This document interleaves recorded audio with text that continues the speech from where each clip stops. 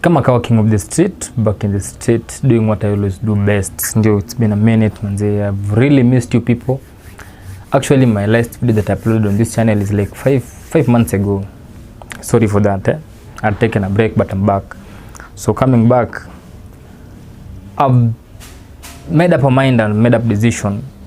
But I didn't consult you, I'm sorry, but most of the youth people in this country are like, why don't you street king as much as you're doing street interviews?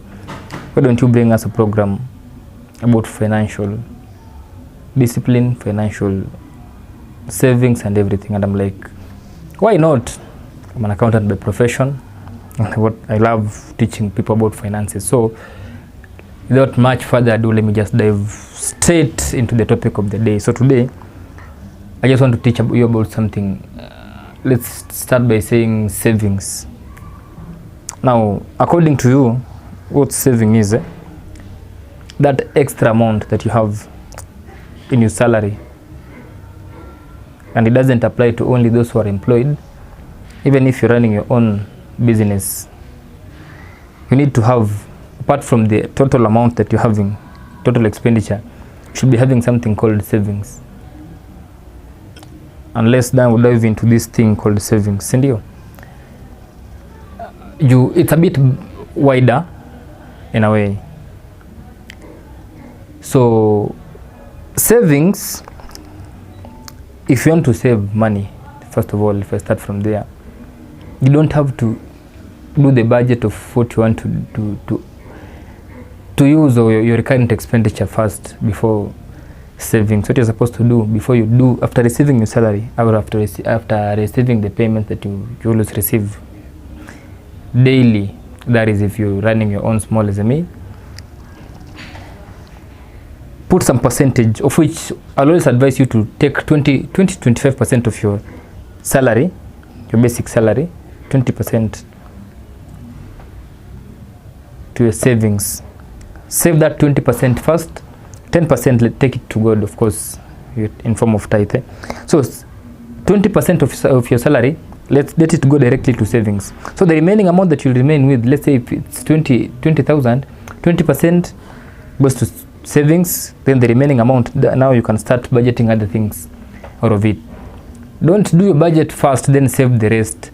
Save first, then the remaining amount, you can use it in your own recurrent expenditure. I know it might be a bit difficult for you to save, but as a young man, if you can't save through M-Pesa, of which there are those things that we call M-Pesa something, M-Shwari or something. If you can't save through M-Shwari, they are small saccos. Of course, they haven't paid me to advertise for them. So small saccos, I mean, let me just say example of the saccos.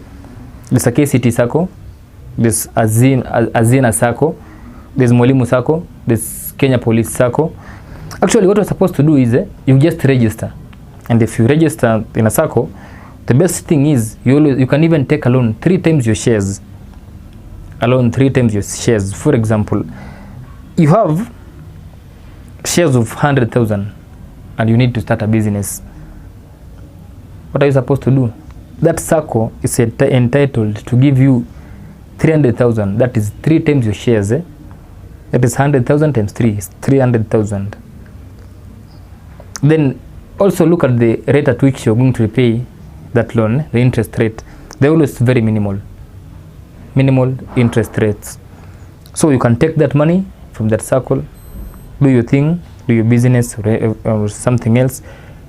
Then after that business peaks and becomes at least it can return some money, you can use the money, the profit, to repay the loan, of which it might take you a bit shorter period of time, of which most of the circles, they'll always give you 48 months. That 48 months is 4 years for you to repay your loan, of which it's better for you to do that. And there are those people who say they can't even take a loan to start a business. If you can't take a loan to start a business, it's okay. You can just do your savings. After doing those savings, you can take your shares, then start a business with them. That's another way. Another thing about saving, let's say about saccos. Sorry. In a sacco, you'll always be given dividends. Dividends are always given at the end of the year. let's say you've been saving from January to December. After December, that sacco will calculate dividends, of which it comes from the interest that people have been repaying their loans with. You'll be given a dividend depending on how the market value runs. You can be given a dividend of 10%, let's say 10% of your shares. Let's say, for example, you have 100,000 as shares. So 10% of 100,000, that's 10,000 as a dividend, of which is a good thing. Then saving, let's say saving in Mshwari, of which it doesn't have any dividends at the end of the year. So you'd rather save in a sacco, of which at the end of the year you're given a dividend of, let's say, 10,000, 12,000, 15,000, even 100,000, depending on the amount of shares that you have and depending on the interest and depending on the percentage that they've calculated for you to get that dividend. Another thing about saving, you might be having a problem that needs emergency. You might be having a problem that needs, as I say, an emergency state. Who will you run to? Your friend. Bro, you're wrong. Sees you're wrong. Maybe that friend of yours also has his own stuffs to deal with. So you might go ask him some money, but he might not be able to give you. But if you're having your savings at the sacco, it's very much advisable. You can go take the shares and do something. And go do something. At least it might help you in one way or the other. Another thing, can talk about the rate of saving. Don't compare yourself with someone else. Just use that basic term that I've told you. 20% of your salary, book to savings. It will act better for you and even your generation. Then another thing, if you borrow money, don't borrow money for, let's say, for personal use or to buy a luxury thing. I can't borrow money to buy a car. A car is a luxury thing and cars depreciate daily. The value of that car depreciates daily. Unless you're buying that car to put it in Uber, Taxify, Faras or something, it might be returning something at the end of the day. Or Matatu. That's a different case. But buying a car that you can use to go to work, the value of the car depreciates daily. Unless if you want to invest, you can invest in land. You can invest in land because land is an asset that appreciates daily.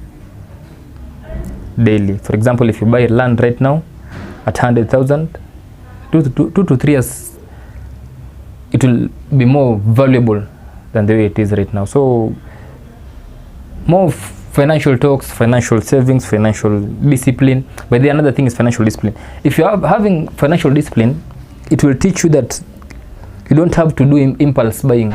Impulse buying means you haven't planned to buy something.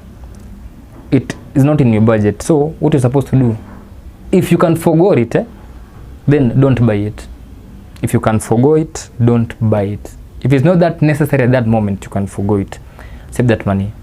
The future is unpredictable. Let's say, for example, you might go to work tomorrow and you're told you are no longer our employee. Now will your life end because you've been sacked? These things do happen. But if you have a savings in a sacco, you can at least start a business or something. But not just starting a business. You should have done some research about the business that you want to start. Have some experience in that field, so that when you start a business, it doesn't fail. And it's not guaranteed when you start a business it will pay. But you should at least do some research.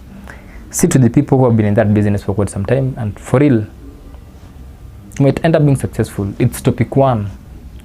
If you think it's made you amazing, it's made you learn, subscribe manze. Ita beshte zako kuja subscribe. Ita yombogi na tutafurahi sana manze, si ndio? Youth manze anakufunza about finances. Take this chance, learn. Asikulipisha ni bure. Tunaweza kulipisha ni kusubscribe tu. Subscribe bana.